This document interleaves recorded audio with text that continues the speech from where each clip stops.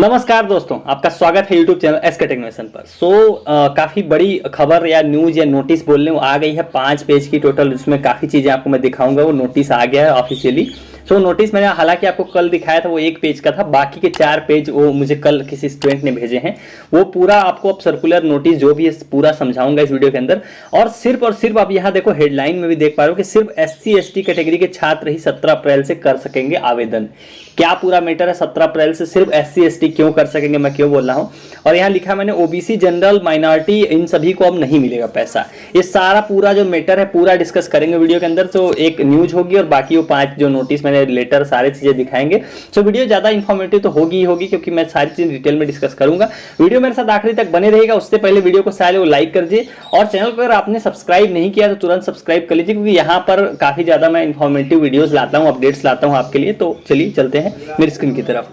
तो देखिए बेसिकली हुआ क्या था, आपको मालूम है कि जो रीजन था, काफी ज्यादा फॉर्म जो है रिजेक्ट किए गए थे। तो उसमें पहला तो एक मेन रीजन था कि आपके जो कॉलेज या यूनिवर्सिटी ने आपका डेटा वेरीफाई सत्यापित नहीं किया, इसके कारण हुआ था। लेकिन उसके अलावा भी और रीजन की वजह से भी रिजेक्ट हुए थे।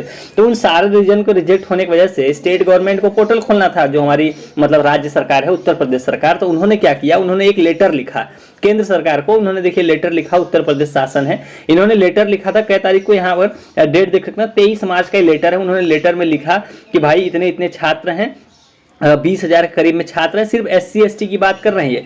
20,000 करीब छात्र हैं जिनकी जो है कि छात्रवृत्ति नहीं भेजी जा सकी क्योंकि सत्यापित नहीं हुआ, ये बाकी रीजन। तो इनको पोर्टल खोलना था। तो इन्होंने केंद्र सरकार से परमिशन मांगने के लिए लेटर लिखा।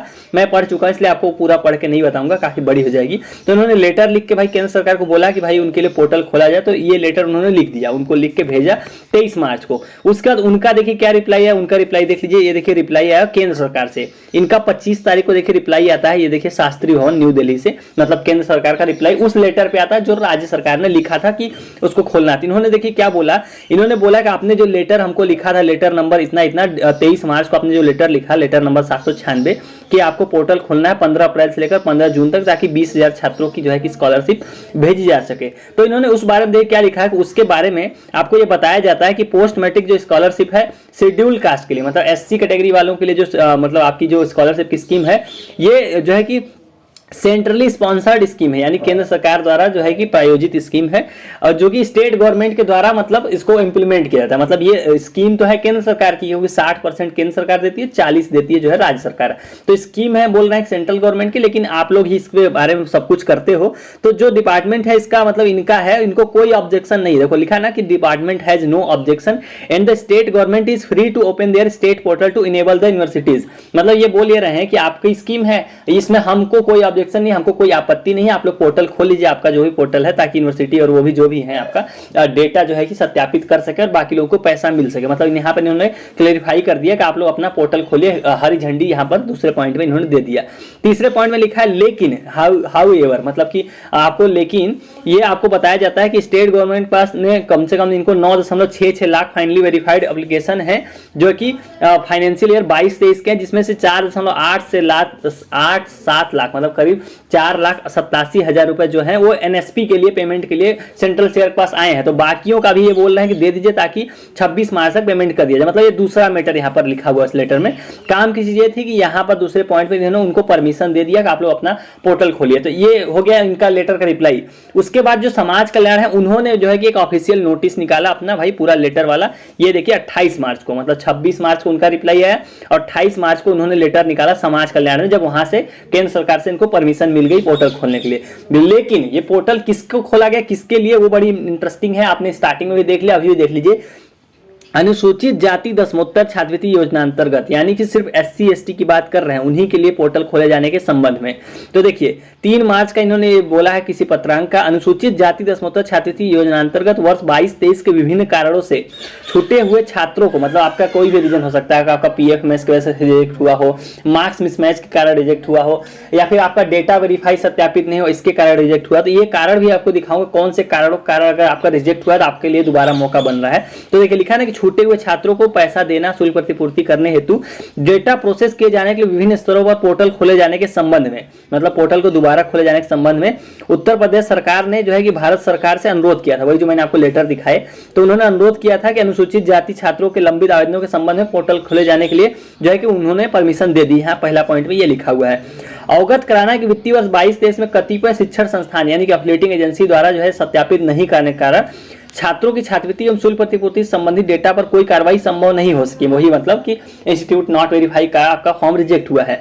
तो भारत सरकार ने इस पे मतलब वो बता दिया भाई कोई आपत्ति नहीं है, उनको पोर्टल खोलिए। तो देखो ये देखिए, ये 4 कारण से अगर आपका फॉर्म रिजेक्ट हुआ है, जो यहाँ आप 4 देख रहे हो, 4 रीजन, तो आपके लिए 17 अप्रैल से पोर्टल खुला जाएगा। लेकिन शर्त एक ही है कि आप SC ST कैटेगरी के छात्र हो अगर, तो ही आपके लिए पोर्टल खुला जाएगा। रीजन नंबर 1 कि अगर आपका शिक्षण संस्थान से अग्रसारण न होने का मतलब आपका अगर स्टेटस में लिख के आ रहा हो कि क्या बोलते हैं नॉट फॉरवर्डेड बाय इंस्टीट्यूशन, मतलब इस तरह से लिखा हो कि आपका जो फॉर्म है आपके कॉलेज या जो है विद्यालय द्वारा फॉरवर्ड नहीं किया गया, तो इसके कारण अगर आपका रिजेक्ट हुआ है, लंबित हुआ है, पेंडिंग हुआ है, तो आप दोबारा कर सकते हो। दूसरा कारण कि अगर आपका रिजल्ट लेट से आया, रिजल्ट आपका डिक्लेयर नहीं हुआ था, आपका फॉर्म रिजेक्ट कर दिया, तो वो भी आपका इसमें आ जाएगा। तीसरा कि आपका सत्यापित नहीं के कारण रिजेक्ट किया गया, और चौथा जो है कि PFMS पर आपका चाहे पेंडिंग है उसके कारण रिजेक्ट हुआ है। तो ये 4 कारण है, अगर इन चारों में से अगर आपका कोई भी है तो आपको दोबारा मौका दिया जाएगा। तो ये लेटर हो गया। तो देखिए, आपको छात्रवृत्ति से जुड़ी कोई भी अपडेट पानी, आपको सर्च करना होगा सरकारी जॉब फाइंड। यहाँ पर आपके सामने ऑप्शन दिखाई देगा यूपी स्कॉलरशिप स्टेटस 2022-23, आपको ऊपर ही दिखाई दे देगा। आप बस इसको ओपन कर लेना। यहाँ पर आपको सारी जो लिंक मिल जाएगी, आपको चाहे आपको शिकायत दर्ज करनी जन सुनवाई पे, या फिर आपको जो यूपी CM हेल्पलाइन 1076 उसका भी ऑप्शन दिखाई दे देगा। स्टेटस आपको देखना है कंप्लेंट का, वो भी देख सकते हो, स्कॉलरशिप स्टेटस देख सकते हो। मतलब यहाँ पर जो यूपी स्कॉलरशिप की जितनी भी लिंक है, शिकायत से लेकर स्टेटस, बैलेंस चेक करने की, वो सारी मौजूद है। तो आपका अगर कुछ भी पेंडिंग है, कुछ देखना चाहते हो, तो यहाँ से आप चेकआउट कर सकते हो सारी चीजें। से अब ये समय सारणी उन्होंने उसी के रिगार्डिंग निकाल दी भाई कि कब से क्या करेंगे। तो देखिए, जो फॉर्म भरना जाना है, वो ऑनलाइन जो आवेदन किया जाना है, वो 17 अप्रैल से लेकर 19 अप्रैल तक किया जाएगा। 17 तारीख से लेकर यानी कि 17, 18 और 19 ये 3 दिनों का मौका मिलेगा। और ये सारा प्रोसेस चलते चलते जो छात्रवृत्ति वितरण है वो शुरू हो जाएगा 9 तारीख से लेकर 12 जून तक। मतलब 9 से लेकर 12 जून तक स्टेट गवर्नमेंट पैसा देगी, और 13, 14 और 15 इस तारीख को मतलब जो केंद्र सरकार का 2 सेकेंड इंस्टॉलमेंट जिसको आप लोग बोलते हैं, वो मिलेगा। किनका? जिनका अब आवेदन मतलब अब जो रिजेक्ट वाले हो गए, ये जो बच गए हैं SC ST, उनके लिए टाइम टेबल आप लोग देख रहे हो। तो ये हो गया तीसरा पेज। तीसरे पेज में ये सारी चीजें लिखी हुई। चौथा पेज में क्या लिखा वो देख लीजिए आप लोग ध्यान से, कि अगर आपका मतलब देखो, अगर निम्न स्थिति उत्पन्न होने पर जिला समाजकार अधिकारी को आवेदन केवल निरस्त किए जाने का विकल्प दिया जाएगा। अगर आपका मान लो इसमें आप लोग आवेदन कर रहे हो या जो भी कर रहे हो SC ST के हो, अगर आपका 10 मई तक अगर आपका अब भी परीक्षा फल नहीं आता है तो आपका रिजेक्ट किया जाएगा। ये आखिरी मौका है। अगर आपका सत्यापित नहीं होता है अब दूसरी बार में भी, तो आपका रिजेक्ट किया जाएगा। तीसरा कि अगर आपका वही सत्यापित नहीं वाला लिखा है और PFMS से अगर निरस्त होता है, तो ये 4 केसेस हैं। अगर इसके कारण आपका रिजेक्ट होता है तो अब आपको कोई मौका नहीं मिलेगा। यहाँ पर लिखा हुआ है कि अब दोबारा इस पे मौका आपको नहीं दिया जाएगा। तो ये आपको ध्यान से देख लेना, ये पूरा इन्होंने निकाल दिया। अब सवाल एक ही आता है भाई कि सिर्फ और सिर्फ SC ST कैटेगरी के लिए ही पोर्टल खोला जाएगा, जबकि आपको मालूम है कि फॉर्म रिजेक्ट हुए हैं बाकी सारी कैटेगरीज के लिए। लेकिन जो पोर्टल, वही जो डर था हमको वही हो गया, और लगातार आ भी रहा था न्यूज में, आपको मैं बता भी रहा था कि सिर्फ और सिर्फ जो मंत्री थे उन्होंने बोला था कि SC ST यानी शेड्यूल कास्ट और जो शेड्यूल ट्राइब है, ये वाले जो भी हैं, इनके लिए जो है कि पोर्टल खोला जाएगा, बाकी किसी के लिए नहीं खोला जाएगा। तो मुझे लगा था, आपको भी लगा था कि शायद हो सकता है बोल रहे हैं लेकिन खोले सबके, लेकिन ऐसा नहीं हुआ। ये आपने नोटिस और सारी चीजें, मैंने लेटर आपको पूरा समझा दिया कैसे चलाइए। तो उसमें साफ साफ बोला गया है कि सिर्फ और सिर्फ जो अनुसूचित जाति जनजाति के छात्र हैं उनके लिए पोर्टल खोला जाएगा। पूरी नियमावली, पूरा टाइम टेबल जो मैंने कल की वीडियो में समझाया था, उसी के हिसाब से चीजें चलेंगी। हालांकि टेलीग्राम पे मैंने डाल भी दिया है और लेटर भी डाल दूंगा अगर आपको पढ़ना हो तो बाकी कैटेगरी के लिए नहीं खुलेगा। तो आपका जो है कि पैसा अब नहीं आएगा। बाकी आप किसी भी कैटेगरी के छात्र हो, पैसा किनका आएगा वो भी ध्यान से सुन लो। जिनका 65.20% के ऊपर है, किसी भी कैटेगरी के हो, अगर इस प्रतिशत के ऊपर है, फॉर्म अगर आपका verify recommended by district scholarship committee है, तो आपको 25 अप्रैल तक बोला गया पैसा दे दिया जाएगा। तो उम्मीद रखिए तो दे देंगे। इससे कम है तो आपके लिए सारी उम्मीदें यहीं पर समाप्त होती इस लेटर और इन सारी चीजों के साथ। मतलब आपके लिए 22-23 का जो सेशन था वो छात्रवृत्ति का समाप्त हो गया। आपको छात्रवृत्ति का लाभ नहीं मिलेगा। अब देखिए दूसरी चीज, अब न्यूज आपको दिखाया था, जिस न्यूज की मैं बात कर रहा था, जिसके रेफरेंस में देखिए वाराणसी से आ रखी है ये न्यूज। बजट के अभाव में 2448 अल्पसंख्यक छात्रों को नहीं मिली छात्रवृत्ति।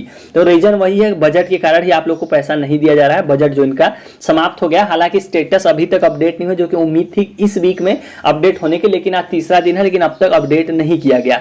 तो वाराणसी से आ रही है अपडेट भाई, जिसमें इन्होंने यही बोला है किसको कितना मिला है, अब बजट के कारण नहीं मिला। इसी में वो चीज भी लिखी हुई है जो अभी हमने पढ़ा, उसको हिंदी में पढ़ सकते हो कि देखो, अनुसूचित जाति व जनजाति के छात्र पुनः करें आवेदन। अनुसूचित जाति जनजाति श्रेणी के 10वीं कक्षा के वह छात्र जिनके आवेदन लंबित हैं, लंबित का मतलब पेंडिंग है, फिर से आवेदन कर सकते हैं, मतलब आप दोबारा अप्लाई कर सकते हैं, जो मैंने आपको समझाया। समाज कल्याण विभाग ने छात्रवृत्ति देगा। 17 से लेकर 19 अप्रैल तक ऑनलाइन आवेदन भरा जाएगा। 20 अप्रैल से 1 मई तक सत्यापन होगा। 3 से लेकर 10 मई तक गलती सुधारना मतलब करेक्शन का मौका दिया जाएगा। 13 मई तक छात्रों का आवेदन पूरा कर विद्यालय में जमा करना होगा। जिला समाज कल्याण अधिकारी GR प्रजापति ने बताया कि यह अंतिम मौका, इसके बाद कोई मौका नहीं मिलेगा। मतलब वही चीज जो मैंने आपको लेटर और बाकी चीजें समझाया, वही चीज यहाँ पर लिखा हुआ है भाई कि 17 से लेकर 19 तक आप आवेदन कर सकते हो, लेकिन शर्त एक ही है, अनुसूचित जाति व जनजाति के लिए ही है, बाकी किसी कैटेगरी के लिए नहीं है। तो ये बाकी लोगों के साथ तो पता नहीं किस तरह की बायसनेस हो रही है, पता नहीं कैसे नियम बना रहे हैं, क्योंकि अगर स्टूडेंट हैं तो सारे कैटेगरी के समान होते हैं, पढ़ना पढ़ाई सबका अधिकार है। लेकिन अगर ये पोर्टल खोल रहा है तो मेरा एक ही सवाल है कि सबके लिए खोलना चाहिए था या तो सबके लिए नहीं खोलना चाहिए था, क्योंकि सबका हक है बराबर। अगर रिजेक्ट तो सबके फॉर्म हुए, तो ये तो डिसीजन था सरकार का, जो मैंने आपको लेटर वाइज सब कुछ समझा दिया। उम्मीद करता हूं आपको चीजें समझ में आ गई होंगी।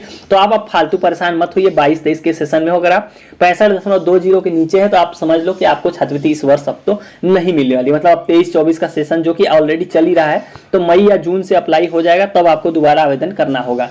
और जो सबसे ज्यादा इंपॉर्टेंट एक और चीज मैं आपको बताता हूँ, जो यूपी फ्री स्मार्टफोन या टैबलेट वाली जो योजना है, युवा सशक्तिकरण योजना, कि आपको फ्री जो मोबाइल या टैबलेट दे रही है सरकार, उससे रिलेटेड आपको कोई डाउट हो तो कल शाम की वीडियो जरूर देख लेना। उसमें मैंने 10 मिनट की वीडियो है, पूरा डिटेल में समझा दिया किसको कब मिलेगा, अप्रैल में किसको मिलेगा, बाकी जो भी है सारे आपके सवालों के जवाब उस वीडियो में मिल जाएंगे। तो उस वीडियो को जरूर देख लेना, आपको इस वीडियो के पहले वाली वीडियो मिल जाएगी।